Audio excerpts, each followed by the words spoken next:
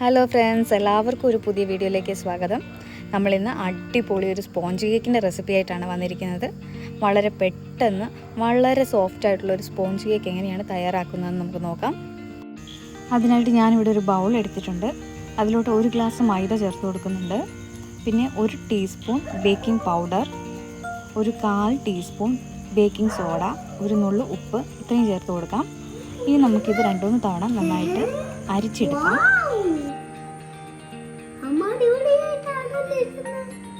ഞാനിപ്പോൾ 3 തവണ ഇവിടെ അരിച്ചെടുത്തുകൊണ്ട് വന്നിട്ടുണ്ട്. ഇനി മുട്ട നമുക്ക് വെള്ളയും മഞ്ഞയും മാറ്റിയെടുക്കണം. ഞാനിവിടെ 4 മുട്ടയാണ് എടുത്തിരിക്കുന്നത്.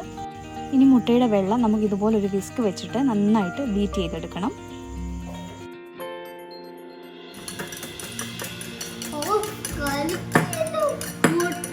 ഒരു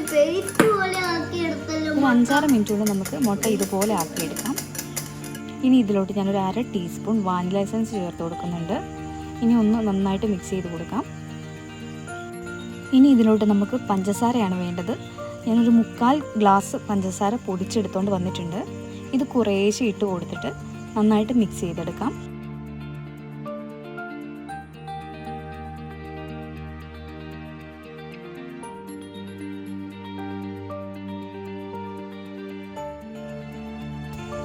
പഞ്ചസാര മുഴുവൻ ഞാൻ ചേർത്ത് കൊടുത്തിട്ടുണ്ട്. ഇനി ഞാനിതൊരു വലിയ പാത്രത്തിലോട്ട് മാറ്റി കൊടുക്കുവാണ്. ഇനി ഇതിലോട്ട് നമ്മൾ മാറ്റി വെച്ചിരുന്ന മുട്ടയുടെ മഞ്ഞ നന്നായിട്ടൊന്ന് മിക്സ് ചെയ്തിട്ട് ഞാൻ ചേർത്ത് കൊടുക്കുന്നുണ്ട്. ഇത് സാവധാനത്തിൽ നമുക്കൊന്ന് മിക്സ് ചെയ്തെടുക്കാം. ഇതിലോട്ട് ഇനി വേണ്ടത് സൺഫ്ലവർ ഓയിലാണ്. ഞാനൊരു 1/2 ഗ്ലാസ് സൺഫ്ലവർ ഓയിൽ ചേർത്ത് കൊടുക്കുന്നുണ്ട്. ഇതുകൂടി സാവധാനത്തിൽ മിക്സ് ചെയ്തെടുക്കാം. ഇനി നമ്മൾ എടുത്ത് വെച്ചിരുന്ന മൈദ കുറേശ്ശെ ഇട്ട് കൊടുത്തിട്ട് പതിയെ ഒന്ന് മിക്സ് ചെയ്തെടുക്കണം. ഒരുപാട് ഇട്ട് ഇളക്കരുത്, നമ്മുടെ കേക്ക് ഭയങ്കര ഹാർഡായിപ്പോവും.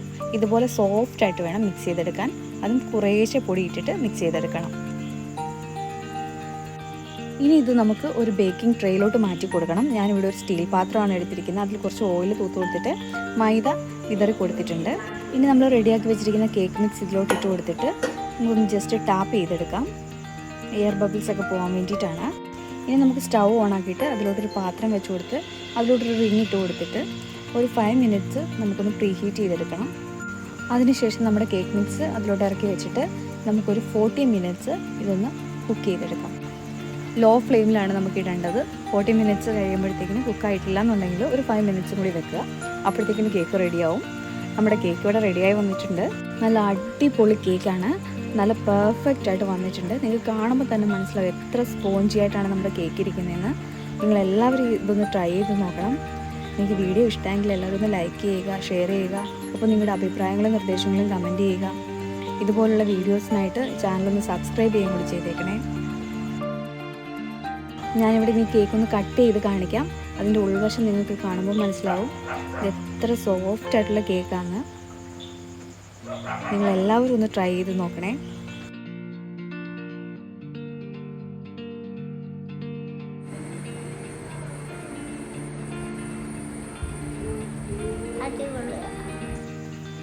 ഞാൻ ബാക്കിയുള്ള മാവ് വെച്ചിട്ട് ഒരു കേക്ക് കൂടി റെഡിയാക്കി എടുത്തിട്ടുണ്ട്.